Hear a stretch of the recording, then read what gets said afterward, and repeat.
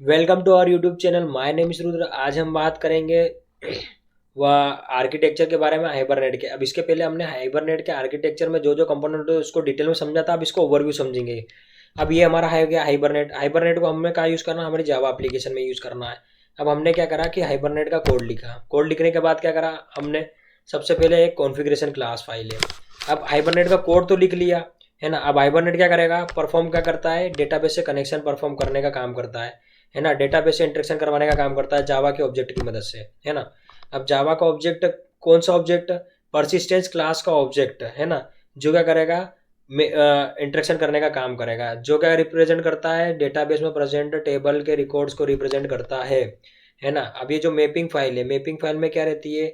इस क्लास की मैपिंग रहती है इसमें, किसमें? मैपिंग फाइल में। और कॉन्फ़िगरेशन फाइल में क्या रहता है?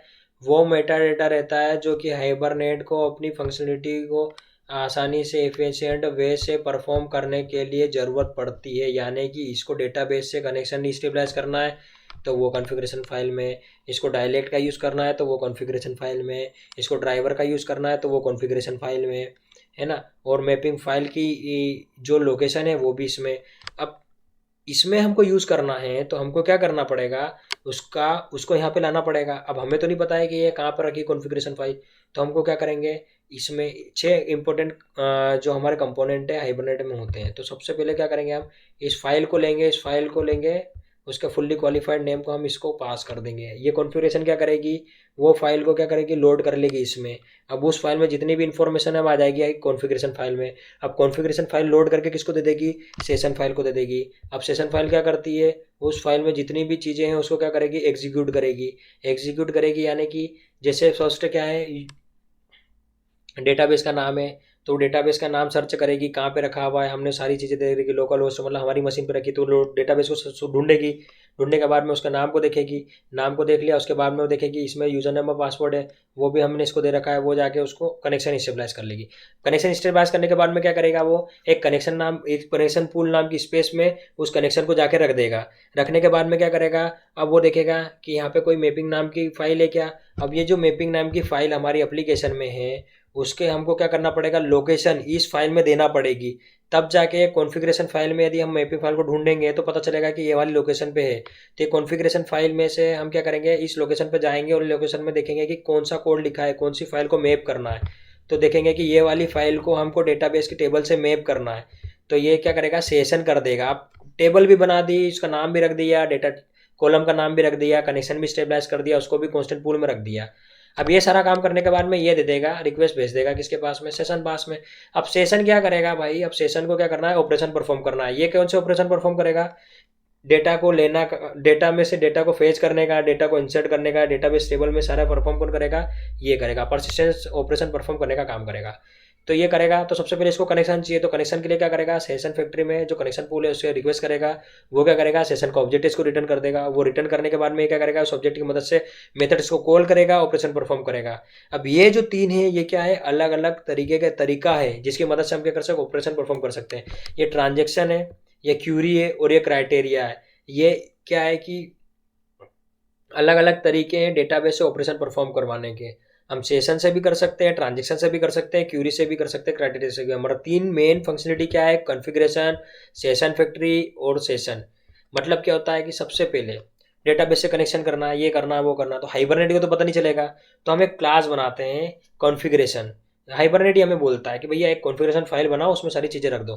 तो जब भी मेरे को एप्लीकेशन हम क्रिएट करते हैं हाइबरनेट की तरफ से, तो हाइबरनेट हमको बोलता है भैया वो कॉन्फ़िगरेशन फाइल मेरे को दे दो, क्योंकि मेरे को अब यूज़ करना पड़ेगा उसको। हम उसको कॉन्फ़िगरेशन फाइल दे देते हैं। अब सेकंड स्टेप आती है, भाई हमने तो कॉन्फ़िगरेशन फाइल दे दी, तो कॉन्फ़िगरेशन ने लोड कर ली। तो लोड करने के बाद क्या होता है कि अब उसको यूज़ भी करना पड़ेगा। तो यूज़ कौन करता है उसको?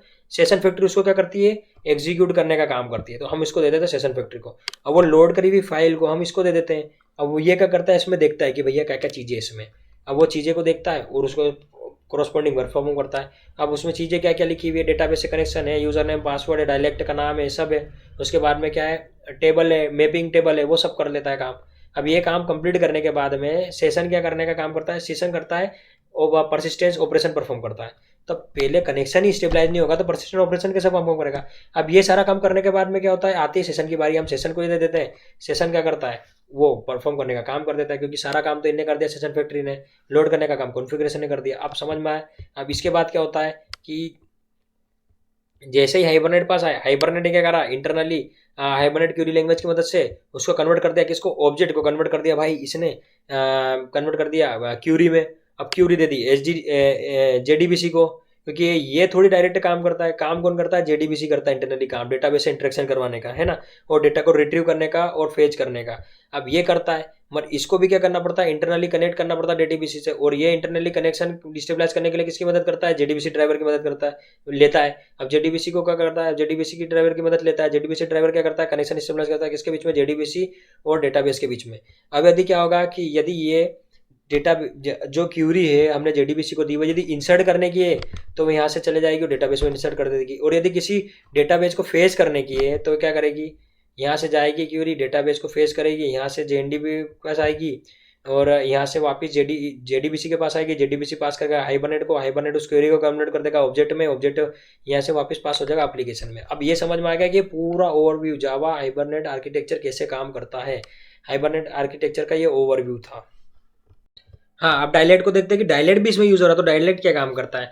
डायलेक्ट क्या काम करता है, डायलेक्ट ये देखता है कि हम कौन सा डेटाबेस मैनेजमेंट सिस्टम यूज कर रहे हैं, क्योंकि सभी जितने भी मान लो रिलेशनल डेटाबेस मैनेजमेंट सिस्टम है वो क्या करते हैं, यूज तो इंटरनली क्या करते हैं, एसक्यूएल का ही करते हैं, मगर क्या करते हैं, एसक्यूएल को अपने हिसाब से कस्टमाइज करते हैं और फिर यूज करते हैं। तो कहीं पर कोई जैसे मान लो कि माई एसक्यूएल है, माई एसक्यूएल एसक्यूएल का मतलब कस्टमाइज अपने हिसाब से कस्टमाइज करके यूज कर रहा है, ओरेकल अपने हिसाब से कस्टमाइज करके यूज कर रहा है। मेरे यदि ओरेकल डेटाबेस में माई एसक्यूएल में डेटाबेस में जो एसक्यूएल को यूज करते हैं तो उसको यूज करेंगे, तो कहीं ना कहीं कभी ना कभी कोई कोई सी चीज यूज होगी और कोई एरर दे देगी। और यदि Oracle dependent SQL query customise query यदि हम माई एसक्यूएल डेटाबेस में यूज करेंगे तो क्या होगा, माई एसक्यूएल में यूज करेंगे तो क्या होगा, कुछ चलेगी और कुछ नहीं चलेगी, क्योंकि वो उसके हिसाब से उसने कस्टमाइज कर रखी है और ये इसके हिसाब से उसने कस्टमाइज कर रखी है। तो डायलेक्ट क्या करता है, डायलेक्ट देखता है कि हम कौन सा डेटाबेस मैनेजमेंट सिस्टम को यूज कर रहे हैं, और उसके हिसाब से वो उसके सिंटेक्स के हिसाब से वो क्या करता है, उस एसक्यूएल क्यूरी को जनरेट करता है।